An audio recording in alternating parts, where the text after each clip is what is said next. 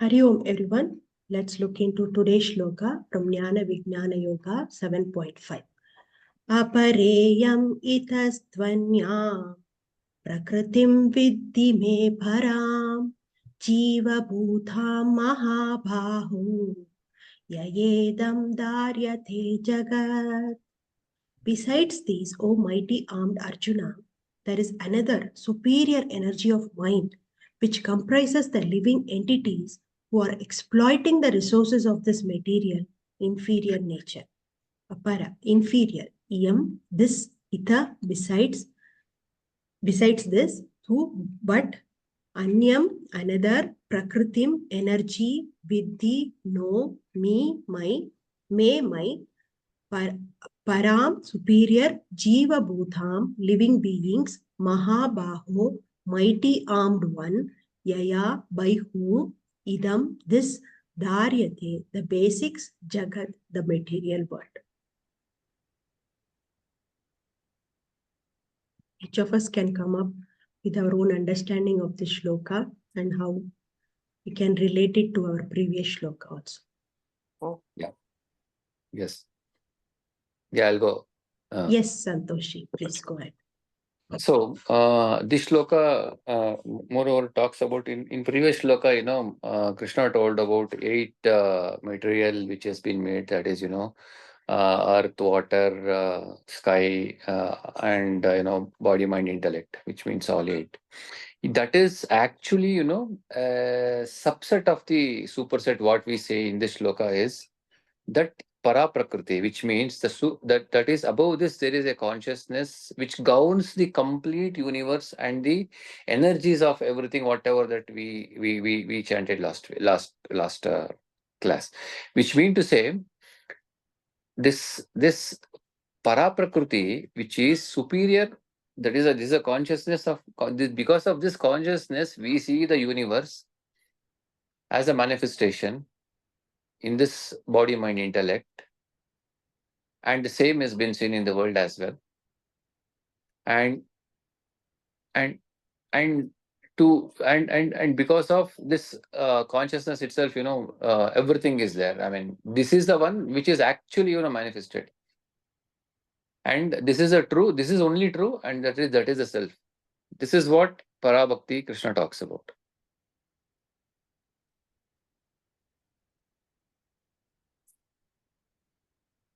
This is what I understand from this shloka. And hello, I'm audible, right? Yes. Okay. And what I understand is, yes, see, whatever we see, whatever we smell, whatever we taste, it is all again, it is in his presence. In his presence, it is just manifested, and we are able to see that as it is something happening. But truly, consciousness is everything. That is what it is, because of him, the things are just manifesting and happening. This is what I understand. Thank you, Santoshi. Satishji?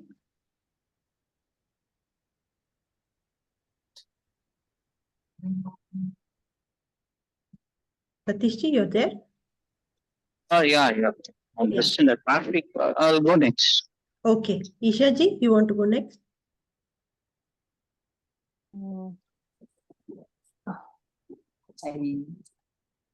What will I say, Vijayji? I don't know what to say for this. Picture, when I see it, is something which we had shared for that 8 questions, right? Something related to that, but nothing is coming to my head as of now, apart from little bit of what Santosh ji just mentioned. And also like the examples what you have given, right? The gold is a one where we say ornaments, necklace, ring, everything, but ultimately gold itself is a value. And similarly, the mud, whatever that example they have given here on the left hand side, pot, plate, jug, whatever that we use it in our daily, we are all similar to this, but ultimately the consciousness level, if we speak, that is mud itself is one. And similarly, the ocean represents the water. Bubble is not a water. I mean, bubble is a water, and the wave is a water, and ocean itself is a water. Similarly, water is the source, main source. That is how we need to correlate. And I think apart from that, I think one more thing is more value is given to what it is after making things. I feel that, we are more focused on, again, here also, it is like more focused on result than the actual product. So how do you say, we are, in case we are talking about the river and the water in our tank. If you have to take two example of only the river and the water in the tank, more focus is given on the water in the tank rather than the river. So I feel the gross or the bigger energies value is lost because of the materialistic what we are looking at. That's what I feel. One more thing, if I have to put it across in this. Yeah. But wouldn't that be necessary, Ishaji? So you gain value not because there is water in the river, but because there is water in your tank. Because that is what you need to use for your day-to-day affairs.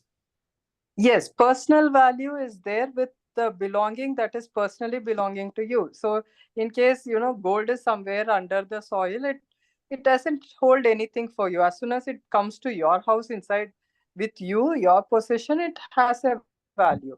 But destroying from where it comes, you will not. What I was trying to say is, Vijayji, more concentration is given that whether the water in the tank is clean, not if the river is clean. So if the river or the lake, everything is clean, automatically what we get will be better.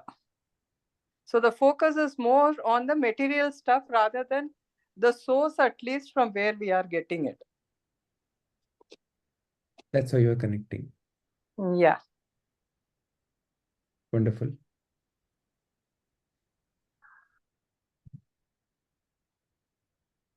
Yeah, Shubhaji. Yes, sir. I think Krishna is pointing that in the previous shlokas, he was talking about all those energies, right? He's saying all those energies are not the one, but there is some energy which is beyond that, which is nothing but the consciousness. So focus on that rather than consciousness, which is nothing but our own self. So focus on that rather than the inferior, rather than the lower things which are there in your life. Is how you are connecting. Yes. Satishji? Yeah, Vijay, Hariom. Yeah. Yeah. So, I mean, here the nature of Lord is like enacting us. I mean, he is actually the director, and we are the playing the drama or the roles, and that is happening under one way of how the Lord wants to happen it. And to come out of this births and rebirths, it is to understand the absolute truth, so that we attain to the Lord's feet is important. That's what I understood. Okay. So let's just, before we jump into today's shloka discussion, let's just quickly remind ourselves what Krishna taught us in the last shloka. In the last shloka, Krishna taught us that Bhumir apo nalo vayuho kham mano buddhirevacha ahankara iyam me bhinna prakriti rashtada. So he's saying, whatever you and I experience as so-called life. What is life? If you and I ask that question, at the end of the day, it is simply various kinds of situations are occurring, comprising of people, things, and there is a certain sensation that occurs to you, and that is what you describe or express, or you say, I've experienced. And that is what you call as sum total of life that you've lived.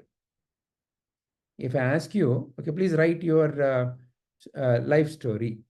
At the end of the day, life is nothing but your story. Please notice, life is nothing but your story. You may write somebody else's story that you've heard, but it is what you have heard and what you have gathered is what you will write. So ultimately, when I ask you what is life, you and I or anybody can only narrate their life story. I was born here. I went there. These are my parents. This is what I did. This is what I like. This is what I don't like. This is what somebody told me. This is what somebody did to me. So on and so forth. So if you really notice your life story, essentially it is comprising of various changing situations. And every situation is nothing but a certain collection of various kinds of things. Right now, you're sitting in some room. You're listening to this discussion. There is a laptop in front of you. In the place wherever you are, there's a certain arrangement of things around you, or maybe people around you. So ultimately, when you and I reflect upon what is life, it is nothing but a series of such snapshots, is it not? A series of such snapshots. In other words, like if you had a camera and if you could keep on taking these snaps, nothing but every moment there is a snap, and that snap led to the next snap, next snap, next snap. Like that, there's a series of snaps.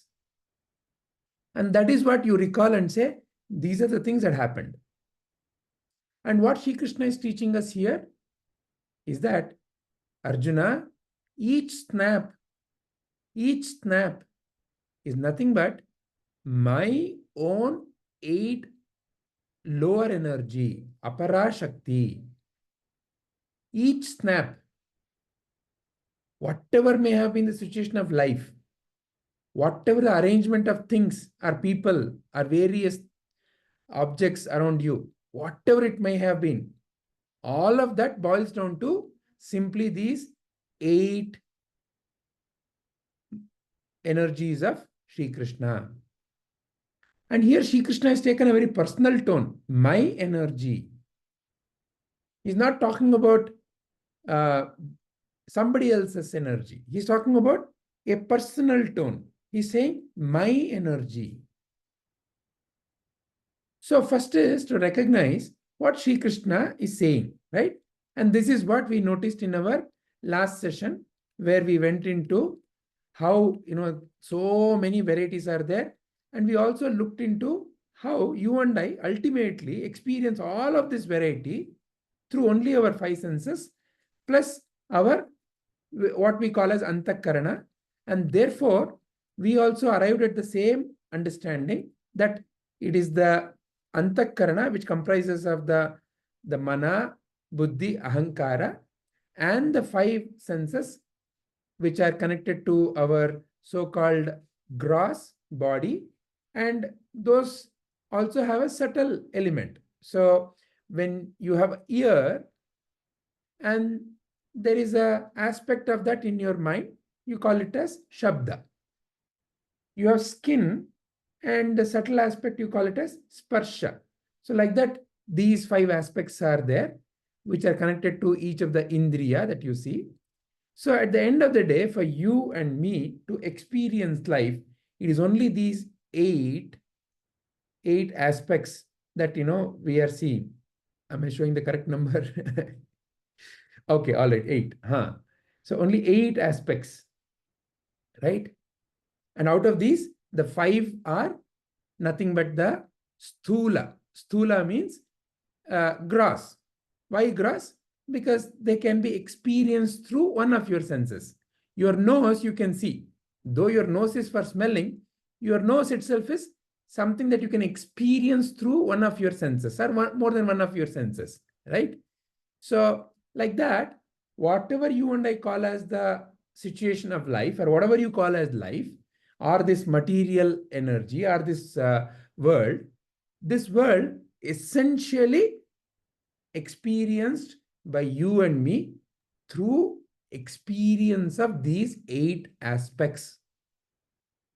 And what are the 8 aspects? The kham, the vayu, the apa, the bhumi, the anala, and then these 3, the inner instruments. Only when all of them are there, there is a picture that happens, right? So when you say that, okay, I am touching, for example, if I ask you, what is that I'm holding in my hand? You may give me an answer. How are you experiencing that? Through your eyes, you are seeing this.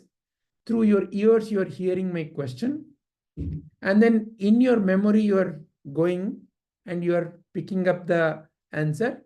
And through that, now you constructed a picture called as, oh, I know the answer. And you give the answer. So like that, the 5 gross and the 3 subtle together, these are the 8 aspects that Sri Krishna is talking about. So if you notice carefully, all the life so far that you and I have experienced, we have always experienced these 8 distinct aspects in different combinations. That also we saw. Much like how 6 fundamental tastes have led to innumerable variety of food. What is food? It may appear so distinct, but fundamentally 6 distinct tastes. Like that, world is nothing but these 8 distinct aspects. Of who? At this stage, let's start with the notion of Krishna. Now, who is Krishna to you? Is the most important question. Who is Krishna to you? We talk about the divine as if divine or the God is someone else, somewhere else, and you are somewhere else. But what Krishna is pointing at, whatever you have experienced, Arjuna, is nothing but 8 aspects of me only, which essentially also should mean your own body, also part of this. So it also is nothing but the pancha mahā-bhūtas. Your own mind is also the same 3 subtle aspects. So in a way, what you call as my own body, my own mind is also part of that only. So today's shloka is essentially to resolve this fundamental distinction. So first is, all that you and I experience is nothing but these 8 aspects. Very clear. And that is what Sri Krishna has explained us. Now, let us look at what Sri Krishna wants you and me to understand through this next shloka. Here he is saying there's a superior energy of mind. So he himself is distinguishing between the other 8 as inferior and this as superior, aparā and parā. Why is it superior? Why the others are inferior? Let's learn that through a simple game. You know, we have played this game a couple of times, and I think Shubhaji and Ishaji have been part of that. So Santoshji and Satishji, I would love to listen to you first whenever the questions come up, and Shubhaji and Ishaji can add on to that. Yeah. And today, if you happen to have any other insight, you can share that also. Yeah, Shubhaji and Ishaji. So let's play a simple game of some 8 questions. Okay. Is that okay, Santoshji and Satishji? Okay. Wonderful. All right. Satishji, are you able to hear us? Satishji, are you there? Okay, maybe he's still traveling. Not sure if he's able to hear us. Yeah, audible. Okay. So are you okay to play this little game? Yeah. I went through that video actually. Yeah, it's fine. Okay. All right. So you already know. So it's very simple game, very simple. So you'll have simple questions, and we need to identify what is dependent on what. That's all the game is all about, right? So what is independent and what is dependent? So here, we are looking at the example of pot versus mud. Is pot independent or mud independent? Option A for you is pot is independent. Option B is mud is independent. C is both are independent. D is neither is independent. So if you have to pick, what would you pick? Which is independent and which is dependent? Mud is independent. Mud is independent. And how do you say that, Santoshji? Because pot is dependent on mud. See, whatever that I need to make it, say without mud, I cannot make anything, right? With the article, whatever that you are displaying here, for this perspective of the question, suppose I wanted to make a glass or I wanted to make a cup or, a flower uja, whatever that is mentioned there, mud is essentially required. That is essential means. That is Excellent. That Excellent. is what depend on. Yeah. So in other words, you and I cannot imagine a pot without mud, Without mud, yes. right? So if I say something like, okay, let's separate the pot from the mud, it's a nonsensical statement. Yes, right? yes. So which means that the mud, without mud, there is no pot. Pot. However, if I ask the reverse question, can there be mud without pot? Obviously, yes. Yes. You can have mud without necessarily shaped in this form. Yes. Right? So which means that the dependent is the mud, the pot, and independent is the mud. Mud. Excellent. Yeah. Now let's take a similar next question. Here now the comparison is between ornament and gold. And I'm sure your answer would be Correct. gold. Gold, yeah. Right? So now you kind of get the drift of the game. So let's go further. So now here, same logic. Here, gold is independent. There is no way an ornament can exist without gold. Gold. Similarly here, ocean versus water. Mm. So there is no way there can be something called as an ocean without water, right? Yes. Water can be there in many forms, as a form of ocean, as a form of our glass water, tank water, river, or even as water vapor in the clouds, so on and so forth. But ocean cannot be without water. If all the water is evaporated, what do you call as ocean? There is no ocean. So ocean is dependent on water. Water. So far, so good. Wonderful. Now let's take another question. Things versus space. What do you think is independent here? Space is independent. Excellent. And how do you come to that viewpoint? Because see, in the space only we keep the things. We are actually, bifurcating by, constructing a wall and placing the things inside, whatever it is. When that wall is removed, everything is space, right? Super. So the so-called room and all the objects can exist only because there is space. Space, yes. If there was no space, there is no room for any of this. It is. Very clear. Space is independent. And here is another question between sound and silence. And there's a little short audio clip. You may want to listen to this, and then the questions will come. Sure.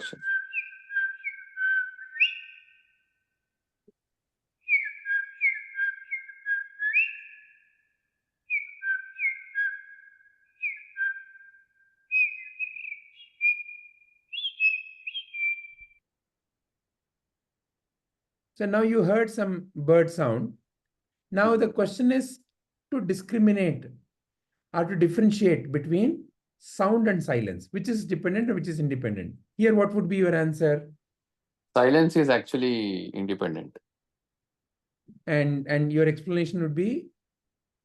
Because see, in silence only, silence is the ultimate one, which means in silence we can even, the sound is producing because of the silence.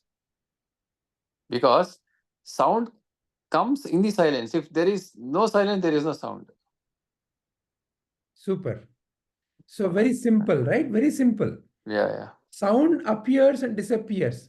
Yeah. When it disappears, what is remaining? Silence. Silence. And before sound came, what was already there? Silence. So silence is like the space. So far, these 5 questions. Now, let's get slightly personal. Okay, so now how are you experiencing all these aspects? All the 5 questions, whether the sound or the things, through your body and mind. Now let us compare our body and mind. Which is dependent on which? You have a body because you can feel it, touch it, smell it, so on and so forth. You have a mind because that is where you perform something called as a thinking, looking into the future, going back into the past, so on and so forth. Nobody has seen a mind, but still you have a mind. Between body and mind now, which is dependent and which is independent? Actually, mind is independent. Because of mind only, I am able to say that I am the body. Excellent. So if that faculty, if that antakarana wasn't there, there is no way this body it can be experienced. Experienced. Right? Yes. Yeah. So very simple. Or for that matter, anything that you want to say, before you say, where have you thought about it first? It is in my mind. Yeah. That is why it is said, in reality, in a way, anything that manifests in the so-called external world, in the so-called material world, has already first manifested in your mind. Mind, yeah. Which means everything, including your disturbance, including your anger, including your worry, including your stress, including your jealousy. All of these things have first manifested here. Then they are expressed here. Same with diseases. First the diseases manifest here. Then they manifest here. Same thing with your joy. First it has to manifest here. Then it will manifest here. Here is where you first have to feel the freedom. Then you will be able to express that through here. Creativity, first you feel here. Then it gets expressed here. So in that sense, whatever you are constructing in your life, it first is happening inside you, here, in your mind, in your own mind. The outside is simply an appearance that is getting constructed from inside of you. That's what it really implies. When you truly say that, yes, mind is independent of the body. Excellent. Excellent, Vijay. So let's take the next step now. So within your mind, now that we have come to the conclusion that mind, antakarana, is an independent entity. And within the mind, there are 4 aspects. You have mana, buddhi, chitta, ahankara. Now the question is, among these 4, if you notice it, it is a buddhi that makes the decision. And that is the one which determines your life. And to make the decision, it uses the ahankara chitta. And input is the mana, right? So right now we are comparing the others, which is ahan, chitta and mana, versus the decision maker, which is the buddhi. Which is independent, which is dependent in this case?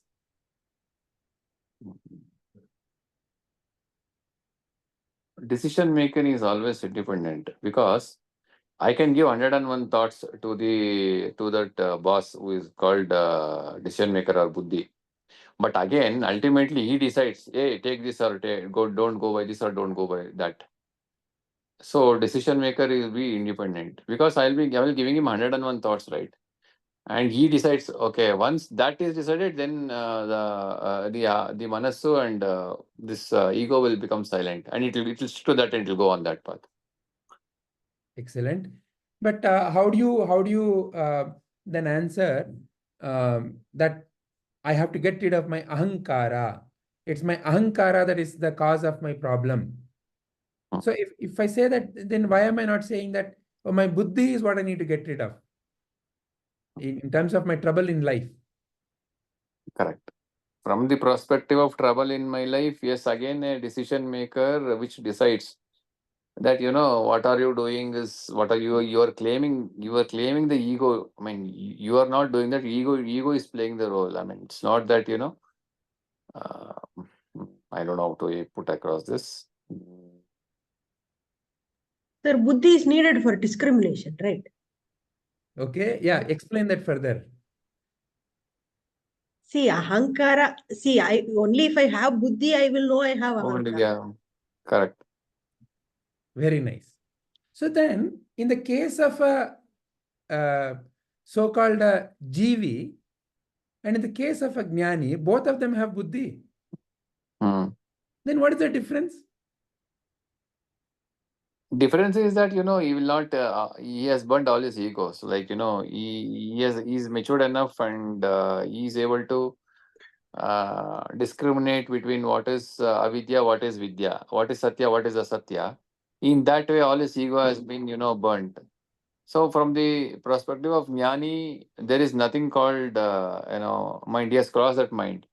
From the perspective of ajnani or, sadhaka, I mean, we are always stuck here, and, we claim, and we discriminate based on the decision making. And again, there also, we say that, yes, mind itself, we decide, 101 thoughts, whatever we give, that is decided. And again, we claim that, we are doing from the perspective of body. Wonderful. Yeah, Shubhaji, Ishaji. Prabhuji says in one line, no, using the ego and getting used by the ego. That is the difference between the jnani and the jivi. So what does that imply? What does that imply? That sentence. I have the buddhi, that buddhi of what is right and what is wrong. So I rise above all these things. Jnani is somebody who has risen above all these things. Right. Excellent. So he doesn't get used by the ego. He uses the ego to convey the jnana to loka kalyana. Yeah. Correct. Loka kalyana. Okay. Satishji, Ishaji, you have any other perspective or anything else to add here? Do you agree with what is being said? In one way, yes, Vijayji, but in other way, if you see, when, how do I say? See, now you say that you rise above the ego. It is said that knowledge is something which we, how do I say this? Yeah. What did I say that day? No, it doesn't matter. No, not for this. The explanation is not coming out. Like, I'm not able to put my thoughts on it together today. It's like, you make decision out of the knowledge what you have gained.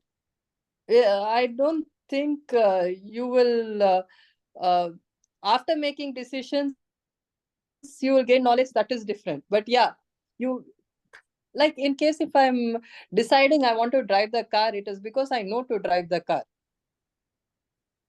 So sometimes I feel the others are in a way independent, and decision making is based on so many aspects what we collect in our head.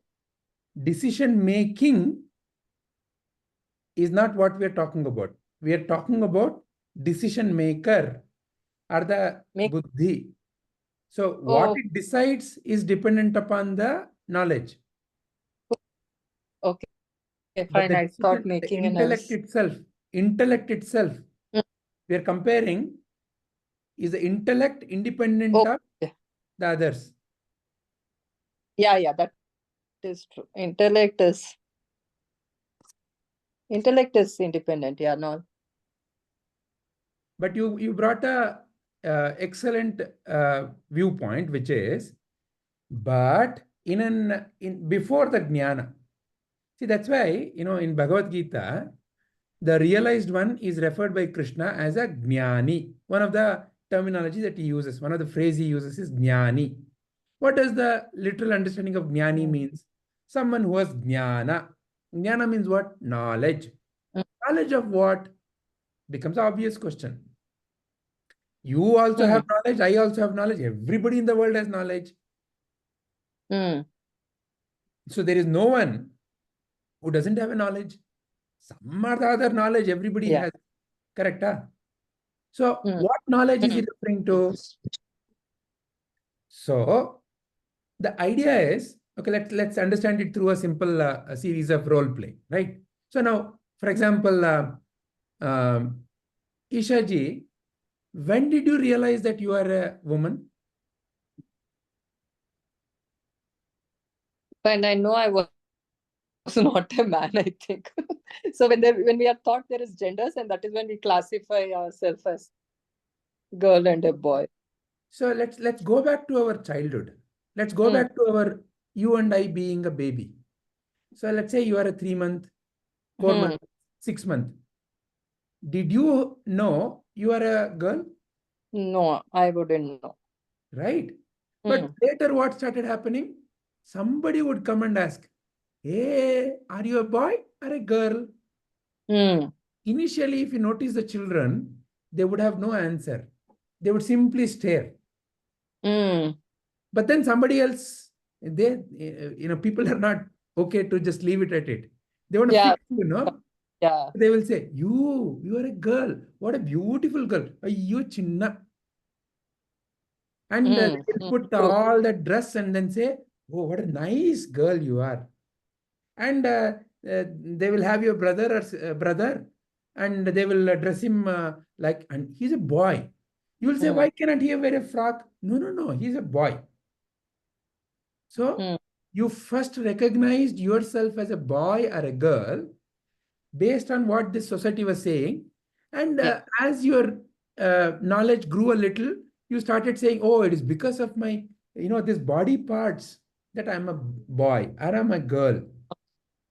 So you started accepting the information that your society gave you, that you are a woman or a girl or whatever, right? Now the same thing happened with your other information. What is your jati? If somebody asks you, what is your jati? What is your caste? How do you know your caste? Because somebody came and told you. What is your religion? Somebody told you. Who is your God? Somebody told you. How should your God look like? Somebody showed you. How should a woman dress? Somebody taught you. How a woman should not behave? Somebody explained all that.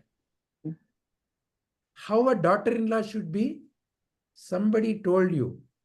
So please notice, whatever it is that you and I have learned about so-called life through the so-called society is all about based on this body and various concepts built around that body. There is always some kind of a segregation. You are a man, you are a woman. You are a Hindu, you are a Christian. You are good, you are bad. You are Kannadiga, you are Tamilian. You are this, they are that. This is better, that is inferior. All of this is nothing but jnana only. Yeah. But what is the impact of this jnana in your life and in my life? This jnana, as a child, until this jnana is accepted and practiced, it is okay. Somebody comes and says you are a girl, okay. Somebody comes and says you are a boy, okay. You still are playing with the boys, you still are playing with the girls. But come one day, somebody comes and beats you up, says, no more you should be playing with boys. You don't know how dirty scoundrel they are. Suddenly you become, Hare, my neighbor only, I used to play. We were such a good pals.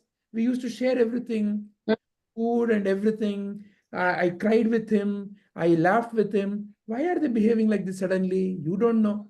Suddenly you become very conscious. And from then onwards, you have started developing a barrier. A barrier where in your thinking process, it's your buddhi only which is deciding all this. But because of what? Because of knowledge that has been gathered from the society. Because this is what the society is teaching you and me. And that society, Yeah. you know who I am?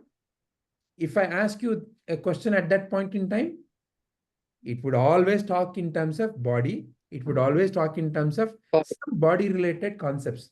I am a Hindu, I'm a Muslim, I'm an Indian, I'm a Kannadiga, I'm a Tamilian, I am a girl, I'm a man, I am good, I am bad. All these are segregation. So the society knowledge essentially makes you and me feel separate. We go to school then. School teaches living objects, non-living objects. Oh, there's one more thing. Oh, we are all living objects. Oh, there is non-living object.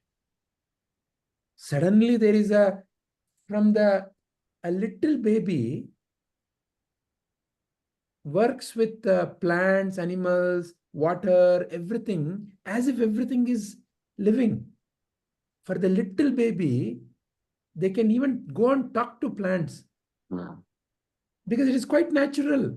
Because that is how it is for you and me also. But then the science comes. Carbohydrates, proteins. Oh, this is material. Look at stone. Can it move by itself? No. But can you move by yourself? Yes. You are living. Stone, non-living. So you and I accept that statement. So a life which is always living, because it is living by the divine energy of the divine, you and I start making it as me, you, mine, not mine, living, non-living, good, bad. So a undivided whole becomes divided in the mind because of the knowledge that you and I have gathered from the so-called society, from the so-called school. What is education? What is education? Education. Oh, they have gone to the best of the best convent schools. They've learned best of the best material. But what is fundamentally education? Vishnu Purana gives a wonderful, simple phrase. What is education? That which liberates you is education. But what is all this education doing? It is binding you. It is binding you to be a woman. It is binding you to be a that caste, this caste, good, bad, by so many lines of division, language, gender, religion, you name it. Everywhere there's a division by so many lines. So a jnana that divides, it is not education. It is a bondage. It is a bondage. Why? Because now your buddhi is making decisions based on this bonded knowledge or this knowledge of this bondage. And that is why all the tensions and troubles in life. As a woman, 8 o'clock in the night, no street light, dogs barking, 2 people there drinking. Suddenly the woman in me is feeling very scared. Why? Because the woman in me has always been fed with that kind of a knowledge. A man in me has been fed with the knowledge that woman is an object of all this enjoyment, merrymaking. So like that, a society knowledge makes me feel that I can exploit others for what? For my benefit, for my enjoyment. I have to enjoy. I have to be happy. Who is this I who has to be happy? If you ask such a person, who is this I who wants to be happy? Oh, I, look at me. I have to be happy. I have to eat well. I have to have all these gold, ornaments, house, everything. I have to be happy. I have to enjoy. This life is for my enjoyment. I want to construct a nice building, cut all the trees. I want everything, dry all the lakes. I want, I. So this society knowledge binds you and me, makes you and me feel you and I are separate. And this is also jnana. The buddhi is independent. It is making decision based on what is available. Let's say you're walking on the road and somebody comes, Amma, Tai, you put your hand into your pocket and you remove your hand. What comes out of your hand? What will be there in your hand? Whatever is inside the pocket only. Excellent. Is it not? Who put that inside your pocket? Hi. You only put it. So you can only remove what is there. So the jnana that is there is what is now you are using to decide. And the decision will lead to a faulty decision. A decision of ajnana.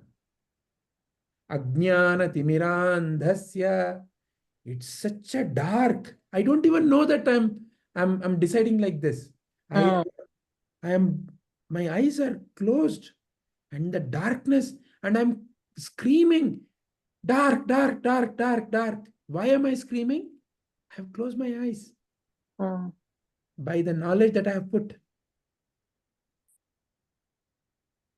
It's in the But same Vijayji, mind. one thing, we are eventually talking about society.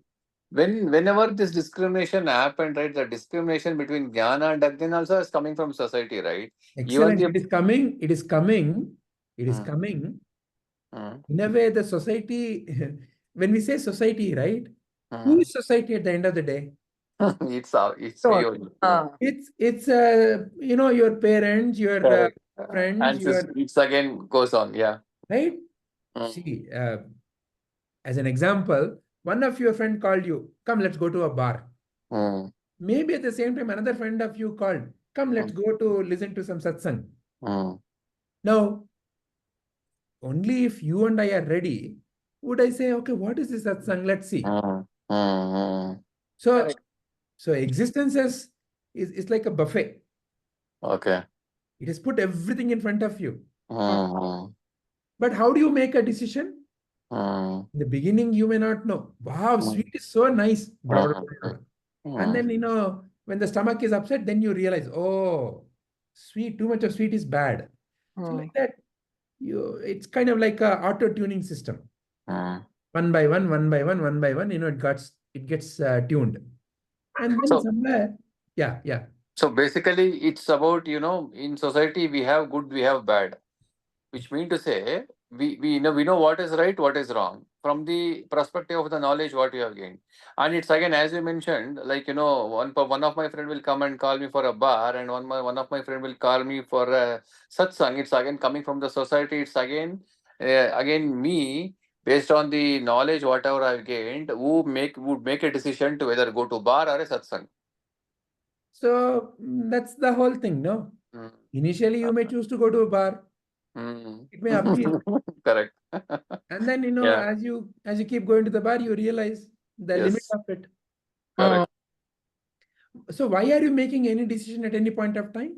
Because ultimately, you and I, through whatever decision, you and I want to feel happy. Is it not?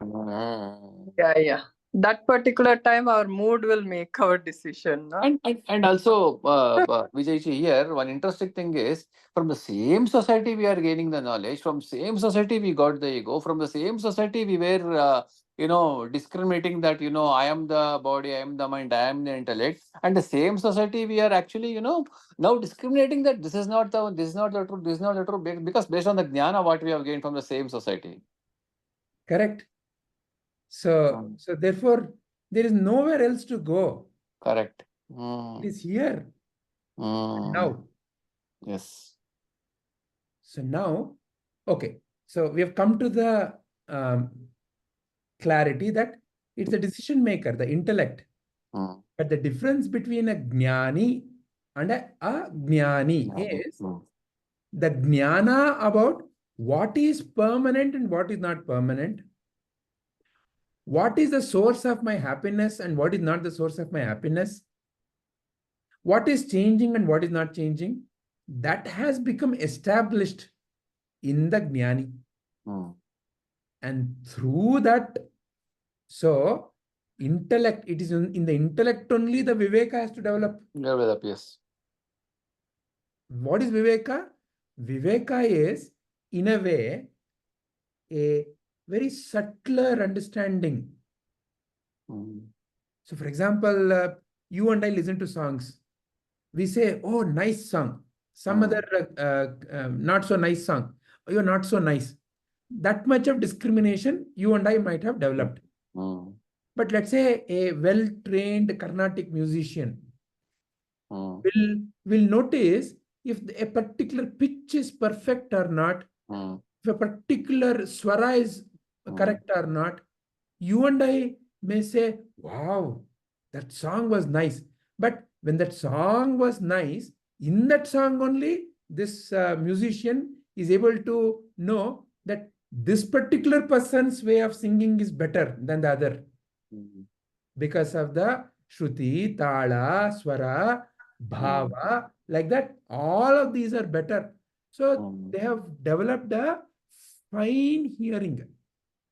So like that, you and I, about life itself, you and I have to develop a fine-tuned buddhi. Yes.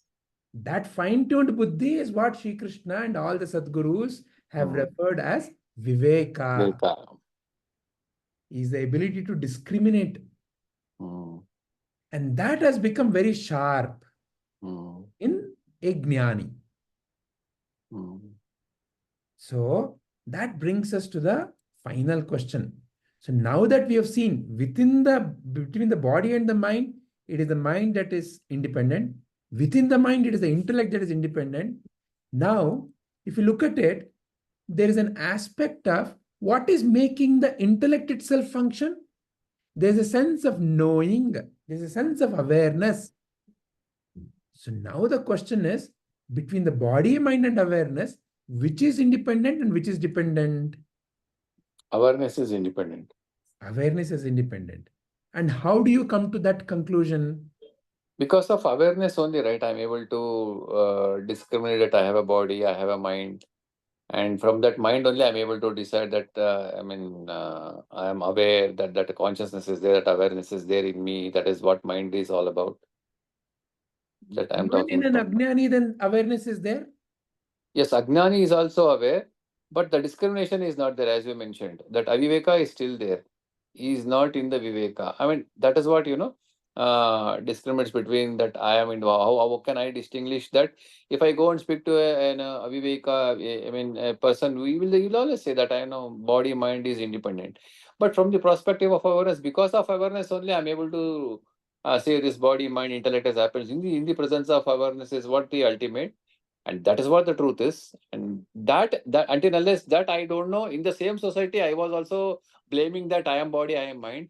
From the same society, I came to know based on the Viveka that this is what the awareness is. Then that discrimination gives me a complete awareness. Yes, this is what the consciousness is herself is an independent entity from this body, mind, or whatever it is.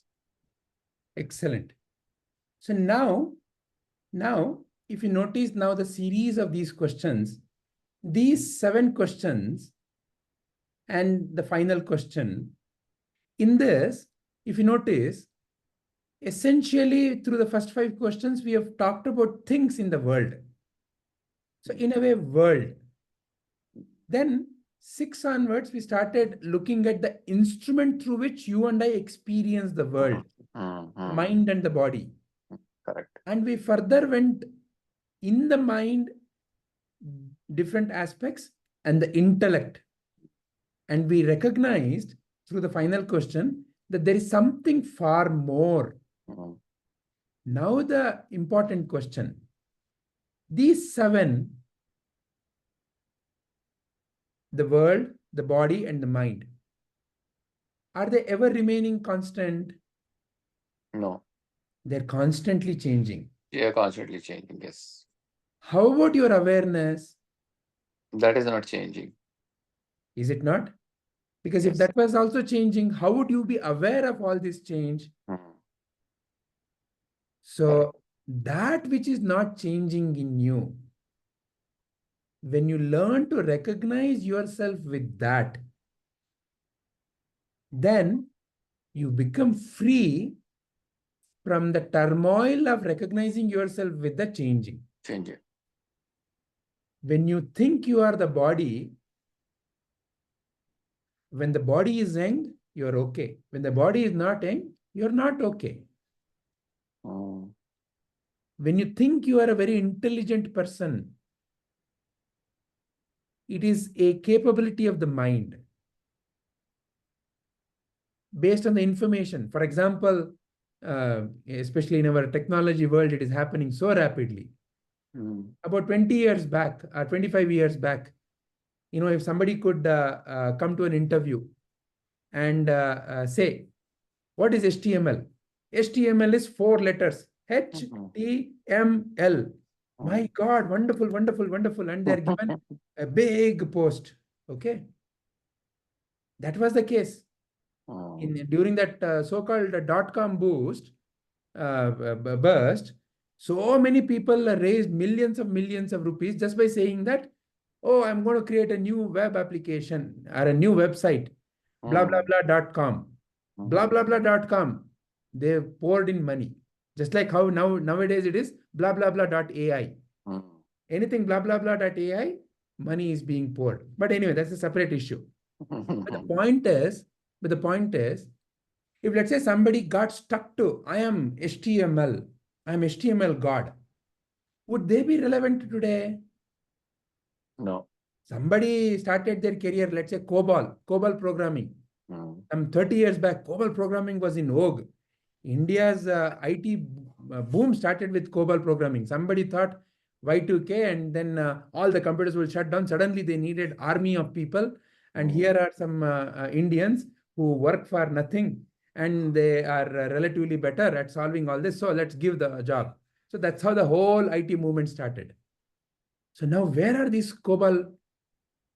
If you know the COBOL, in some places you do get job, but is it like everybody can get it now?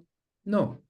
So in a way, a changing knowledge can earn you livelihood, can earn you fame for some time, but it is not permanent.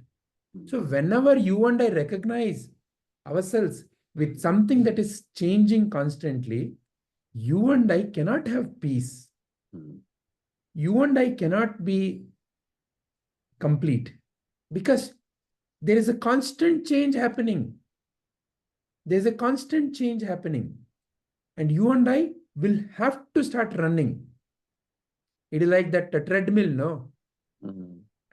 Some treadmills are, as you're running, it starts getting faster. And the more you run, it gets even more faster. Much like, maybe 20 years back, you and I, if I can earn 3 square meals a day, I'm going to be very happy. After that, you got married. If I can earn for me and my wife. After that, you wanted a house, you wanted a car, you wanted children, you wanted their school. Like that, now slowly, it has become a padambhuta. What? It started with 3 square meals a day. 3 square meals a day, nowadays, it has become padambhuta. So anytime you and I recognize with change, you and I are bound. And what is not changing within you and me is awareness. And awareness is independent of any of the change. Awareness is who you truly are. Because rest everything, you and I cannot say it exists. Something has to be there, no, for anything to happen. Mud has to be there for the pot, no. So what is always there without change? Awareness. Through this series, you can recognize it's only the awareness, Arivu. And this awareness itself is Brahman. This is the truth. And this is who you and I are truly. And as awareness, there is no you and I also. It's only for the sake of discussion, there is a you and I. As space, what is a space in Chennai versus what is a space in Bangalore? It is not a meaningful question. As space, there is no such Bangalore space and Chennai space. Space is space is space.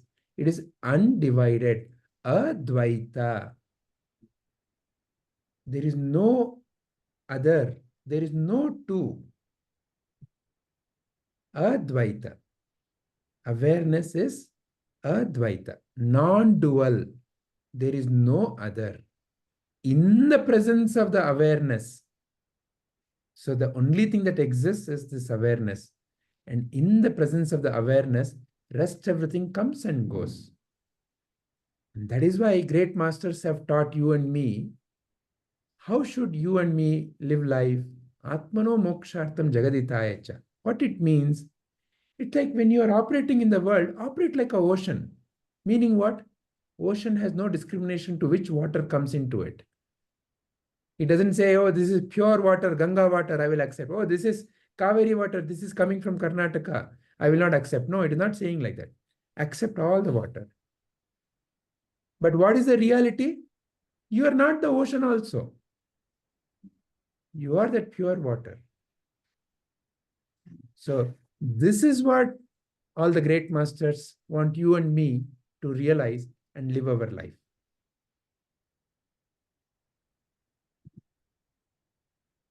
Hari Om.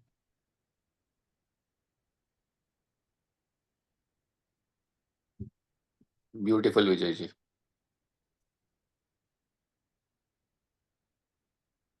This stanza, right? Be like ocean in the world, realizing that you are a pure water. I mean, no words.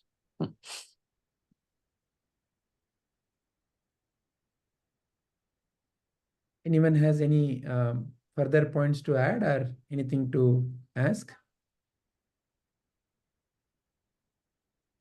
No, Vijayji.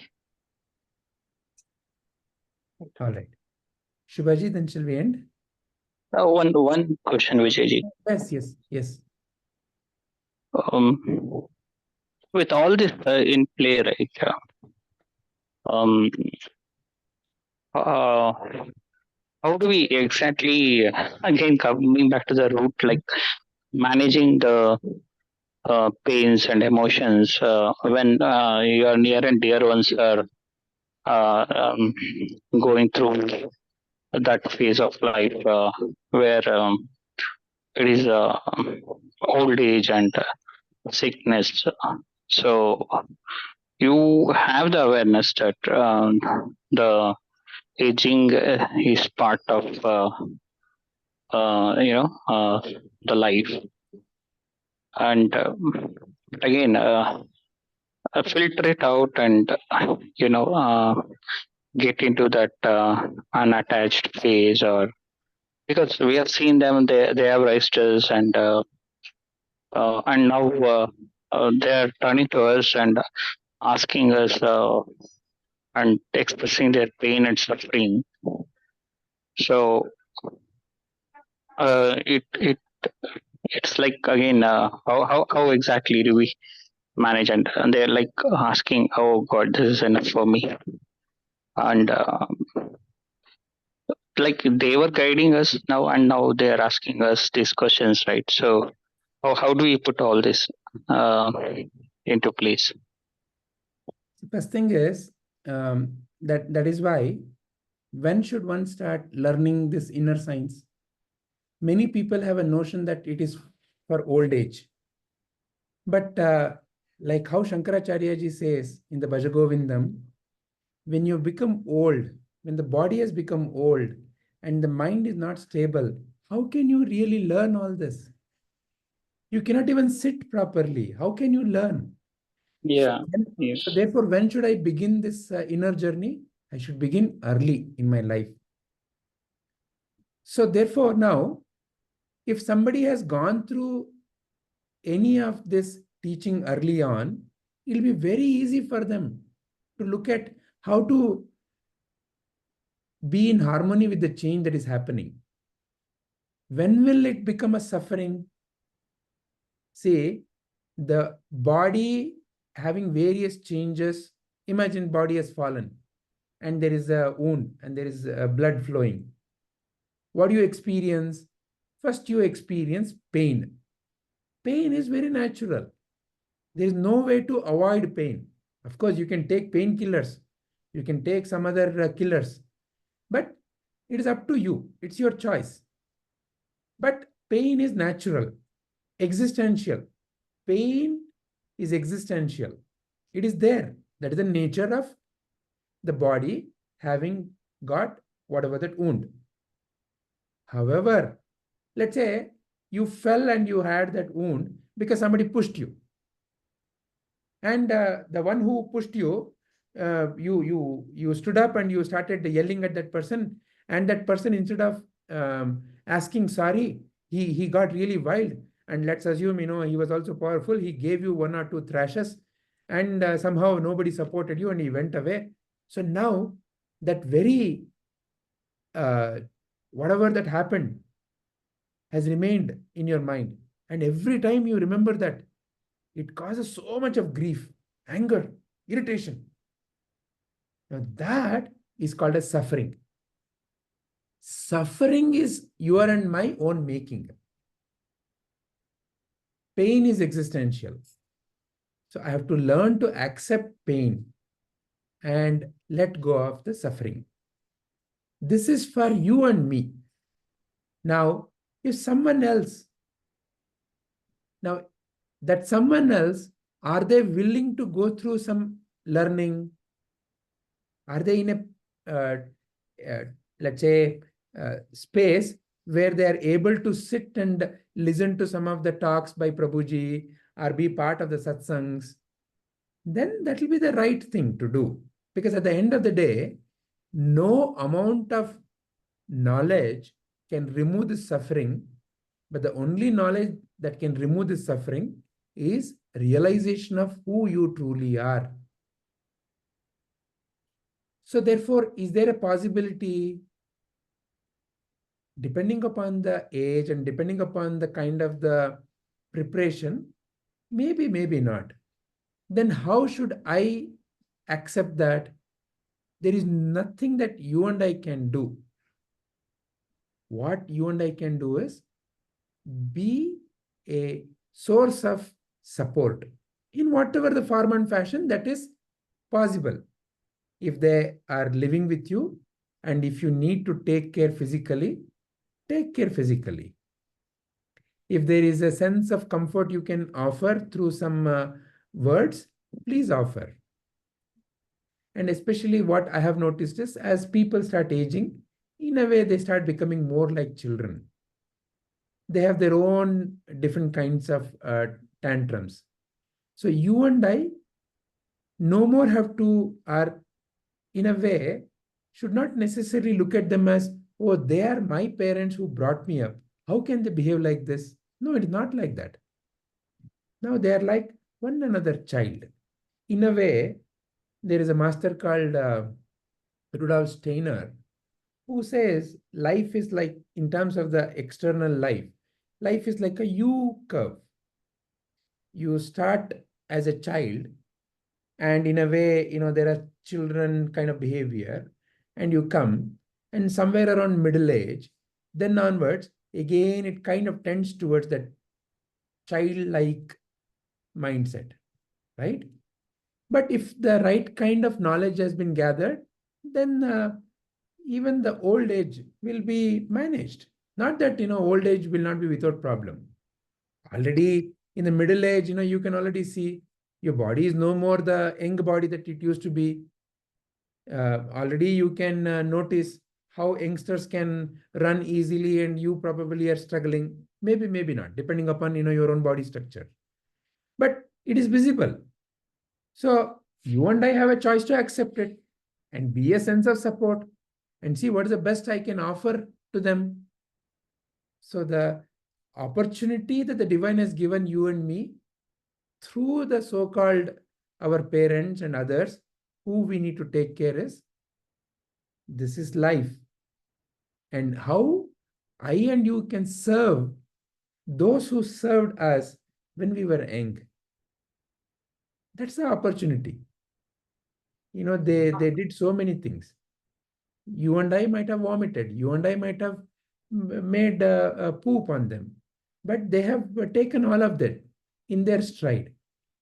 You and I might have thrown tantrum, but they have accepted that.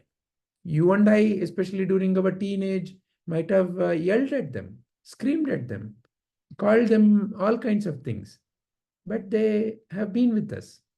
So this is an opportunity for you and me to offer a little of the kindness that they have offered to us. That's all you and I can do. Yeah.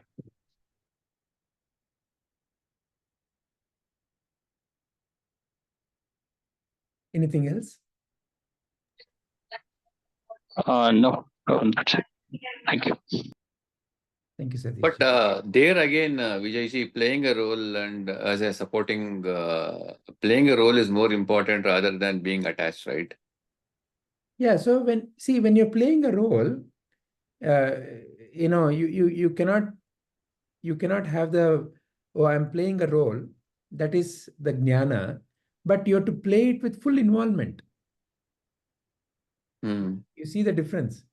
It has to be fully involved. You cannot have a, okay, I will only do, okay, this is what I've learned about this role and this is how I will play this role. You have to be fully committed to that role. Correct. That's the beauty of what Sri Krishna is teaching. Know that you're playing the role, but fully be involved in that role. 100%. Yeah, Vijay, but here again, for me, what happens? Am I doing it? Have I given some shortcomings or what? Or have I taken to them, right doctors? Am I getting them the right medication? There is no way to get a consoling answer for any of it. So, for example, taken to Dr. A, B. Maybe there's a Dr. Z who would have solved. But with today's knowledge, with today's know-how, you have done what you have done.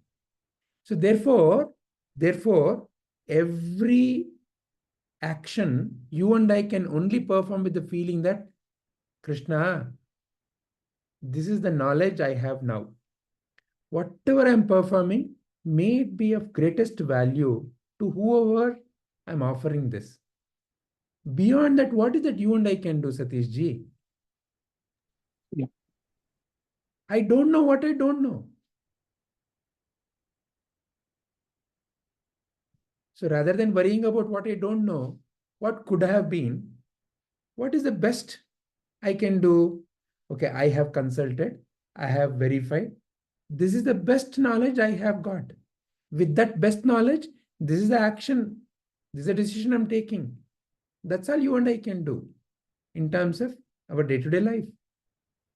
It's much like our software release, no? Let's say there are 20 bugs and tonight you have to release. You will look at, are there any critical bugs? Maybe you've not even thought of a test scenario. It gets released, goes to production, gets bombed, and everybody's screaming at you. What can you do? You didn't even think of that scenario. No, that self-doubt, am I neglecting all that keeps so therefore, flashing. You and I are performing the action. That's why there is a certain sense of divinity or purity that comes when you and I start anything with that omkara, with that feeling of, okay, now I have to take this important step. Please guide me. So in that, when the mind is calm, right direction naturally appears. And is it the best direction? Maybe, maybe not. But would it cause any kind of grief to you? Definitely not. That's all that can be done. Satishji, don't even, I feel you should never have that question. If only I would have done it before. That guilt feeling, please don't carry, especially when it comes to parents, no? See, from what I have seen now in my house, what's happening, they'll say, if only we would have gone to check up 1 month before. Now we cannot go to back. We went today. Today, what has doctor told, from there, let's carry on. So that guilt feeling, if we are carrying, we'll always feel that we have done something wrong for them. So that time was right, we did that. We thought it was not necessary. So that's the way it is. Even with our child also, we will do that.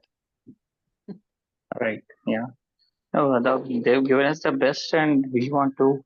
Yeah, that intention is what matters. That you want to do the best, but yeah. And you and I can operate only now, here. Rest everything is just a imagination in the mind. What will happen is also another projection. Yeah, true. Right now, with the knowledge that you and I have, you have to move. You are in the road. You are in the road. And as people are honking behind you, you have to turn right or left or go straight. You have to decide. Yeah.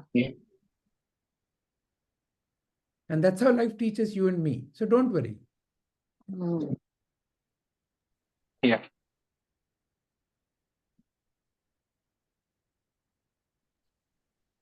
But the other thing sometimes comes to me is the service quality. Am I worrying, or the extra additional work and burdens? Am I worrying? That confusion also comes up to me. And now that it's totally on me with both of my parents. So again, that conflict keeps coming, arises along with is it actually the right thing I'm doing is one thing, or is it the things that is piling up on me is the other thing, the, both sides. Yeah, so all of us have to juggle various kinds of priorities, right? So, but like how in life, when I was sick and I was vomiting, what did my father or mother do? Of all the things, what is the most important thing to do at that point in time? So it's the only choice. So like that, you and I can guide our decisions. The rest everything will happen, can happen. And we need to see what is the most practical way to set ourselves up. So for example, if let's say you are able to get some helper who are able to take care of your parents and it helps you to focus on the work, by all means, you should do it.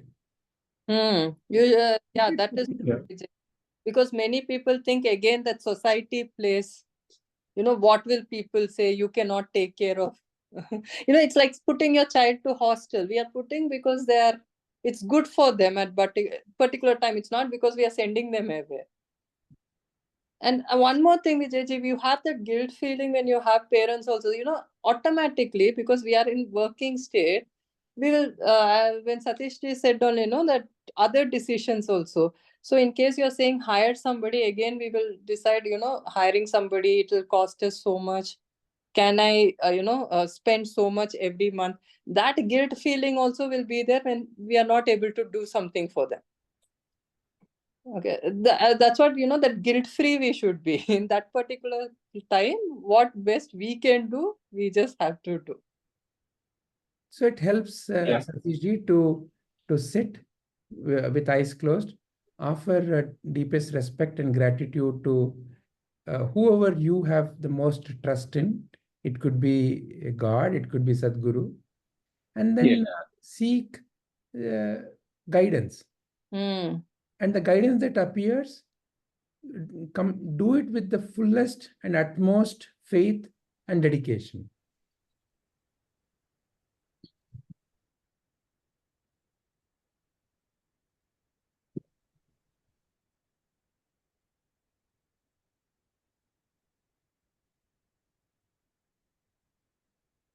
Anything else? No, Vijayji. Thank you. All right.